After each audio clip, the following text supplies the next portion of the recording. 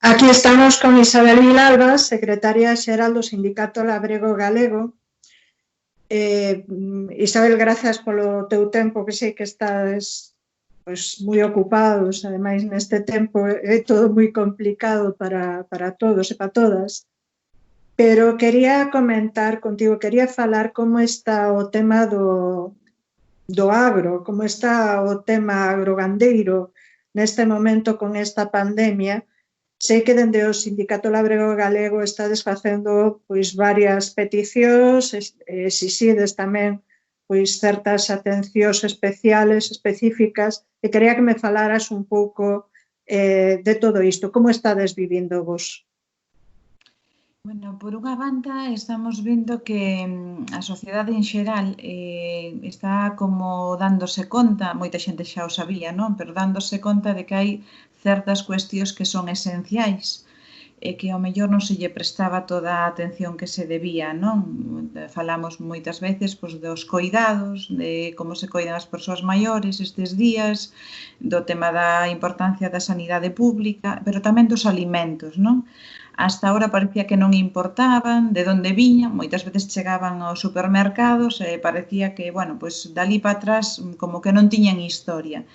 E agora, bueno, pois de alguna maneira estamos sendo máis conscientes da importancia que teñen os agricultores e as agricultoras, da importancia que teñen os que na nosa contorna aquí a nivel galego, pois que siga habendo unha produción cando se está falando de que hai fronteiras pechadas, de que parte deses produtos kilométricos pois poden ter dificultades, bueno, incluso hasta da historia que teñen detrás, non? Estes días eu creo que vemos un pouco alarmados como se está falando de pois un poquinho garantizar a produción, pero moitas veces incluso a costa de que se flexibilice que persoas que non teñen papéis vayan a traballar, pero curiosamente sin darlles dereitos reais, coa bueno, pois cuestión casi moi difícil de entender para calquera persoa de que esas persoas pois non teñan despois a súa regularización laboral, os seus dereitos como calquera persona daqui, non? Entón, por un lado, vemos que a alimentación empezou outra vez a recuperar esa cuestión de ser unha cuestión esencial, unha actividade esencial, non? Pero, por outra parte, tamén vemos como os gobernos moitas veces siguen querendo que toda a nosa alimentación estea controlada polos grandes grupos de distribución. De feito, sabemos, foi público, que houbo positivos nalgúas cadeas de distribución de persoas que traballaban nestas cadeas por coronavirus. Sin embargo, bueno, pois aí, en principio, solucionase con medidas de seguridade, cos protocolos, e non pasa nada. Sin embargo, toman a difícil de entender para nós medida de eliminar que haxa postos de alimentos como os que había en calquera concello, poñer obstáculos para o autoconsumo das familias. Había moitas persoas que iban aos seus hortos urbanos, tiñan ali unha pequena produción, prácticamente ao mellor non se encontraban con ninguén, ou mesmo con, bueno, pois ao mellor vivían na vila, pero ali moi cerquiña, na casa dos pais, pois tiñan unha pequena produción. E esa parte sigue sin visibilizarse. É moi importante socialmente, é moi importante cando tes unha pensión moi baixiña ou cando tes un salario moi baixo, pois ao mellor que parte da tua alimentación a poidas producir deste xeito, que é máis accesible, que complementa estes ingresos que podes ter que ao mellor non son moi altos, pero os gobernos siguen pensando en favorecer que os grandes grupos de distribución señan a única alternativa alimentaria que nós temos, non? Repítese, vemos en Portugal como o goberno portugués bueno, anima moito a que se compre produto nacional de Portugal, pero nos grandes grupos de distribución. Aquí, en principio, planteanse solucións, bueno, nós temos xente que o está pasando mal, bueno, como conxunto da sociedade, non? Pero neste momento tiñamos persoas que lle vendían a restaurantes, que vendían en feiras, bueno, pois un tipo de saídas que agora non teñen. E as alternativas que nos dá principalmente a propia administración é outra vez vía dos grandes grupos de distribución. Eses grandes grupos de distribución son os que normalmente de media multiplican por 400 dende o prezo que pagan en orixen polos seus produtos ata o precio que lle cobran as persoas consumidoras. A marxen que deixan nos pequenos produtores normalmente é mínima ou insuficiente hasta para cubrir costes de produción. E normalmente son grandes grupos que operan con grandes cantidades, esas grandes cantidades normalmente con unha produción moi industrializada, con moitos agrotóxicos, con moi poucas variedades, normalmente traballan con moi pouca diversidade de sabores, de variedades, e nós, pensamos que outros modelos que son máis baseados en unha diversidade grande de producións, en modelos agroecolóxicos, en pequenas producións diversificadas, pois esas tamén están sendo, en gran medida, as que están sendo sacrificadas unha vez máis, non? E é pouco entendible, entendemos que non debería ser así, non? Isabel, eu vi na vosa páxina de Twitter, na vosa conta de Twitter, que había iniciativas, sobre todo en certos concellos, no que os produtores levaban as casas, sobre todo no rural, isto tendes que notalo moitísimo, porque ademais é un servizo social enorme, porque ademais a infraestructura nosa é moi particular. Eso está en funcionamento? Esas iniciativas que ao principio estabades anunciando siguen en funcionamento ou coas restriccións que se anunciaron vos están perxudicando tamén ou están parando tamén esas iniciativas que en moitos casos eu entendo que son esenciais? Bueno, aí o que sí que estamos detectando é que por un lado vai a sociedade e por outro lado vai un pouco os gobernos, non? Os pedidos para servir en enderezo en moitos lugares de produtos agroecolóxicos e locais, en moitos lugares multiplicáronse. O interés das familias por facerse con este tipo de produtos de temporada, de variedades locais, subiu de maneira exponencial, non? Incluso a reacción, nós aquí temos, por exemplo, un caso moi concreto dunha queixería que se quedou con toda a produción que iba a vender nas feiras agora na primavera, socializou, non? Un pouco nas redes sociais e a través de, de nós, pero de un pouco de persoas puntuais, esta problemática e realmente a reacción da xente de interesarse por eses produtos foi enorme e inmediata, non? Entón, interés hai, realmente estamos vendo un incremento da demanda, pero todo isto, é un pouco todo como, de particulares, non? Realmente o que non estamos vendo é que isto reciba apoio. A ver, hai casos puntuais de algún concello que incluso fixo de algún xeito apoio para que en páxinas do propio concello e por aí, como Ribadeo ou Teo, ou por aí, poñer en contacto persoas consumidoras e produtoras.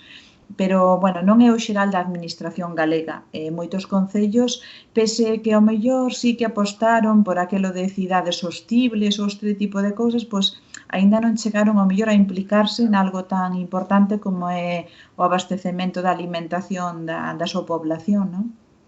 E despois no sector da produción leiteira, bien que denunciastes públicamente, non? Certos abusos tamén a hora do prezo. Que foi o que aconteceu? Aquí no sector do leite galego pásanos unha cuestión moi curiosa, non? Cando os mercados internacionais suben o prezo, porque suben os produtos dos produtos que se chaman commodities, non? Manteiga ou leite en pó por aí, aquí dísenos, non? É que o mercado galego aquí é máis envasado en brick, non hai tanto ese tipo de produtos, entón realmente, é normal que teña unha dinámica de prezo diferente, non? Sin embargo, por exemplo, algunha empresa, normalmente aquí os contratos, primeiro son obrigatorios, e nós chamámosles contratos de adhesión porque levamos pedindo que haxa unha referenciación obxectiva de precios, que se teñan en conta os costes de produción e a evolución do propio mercado, pero na práctica a industria que nos deixa un contrato totalmente feito cos súas condicións e tocaba renovar precisamente agora.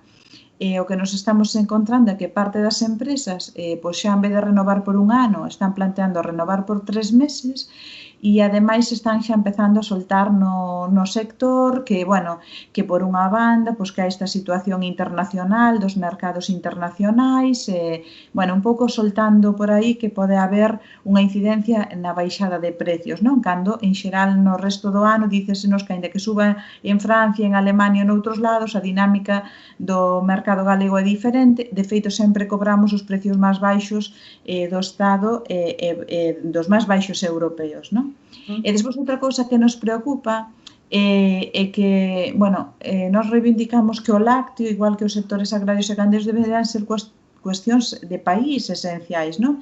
Cando en Francia hai problemas nos mercados internacionais, o mercado do Estado español aparece como un mercado sumideiro, non? Os seus excedentes que non queren un pouco telos a nivel interno baixándolle os prezos ou tenen problemas de colocalos noutros lados, pois moitas veces chegan ao mercado español en queixos, por exemplo, de barra ou a precios moi baixos, bueno, realmente aquí sí tenen unha incidencia importante en baixar os prezos, non?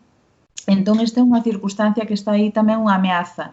As empresas leiteiras están dicindo que algunhas que facturaron máis que nunca.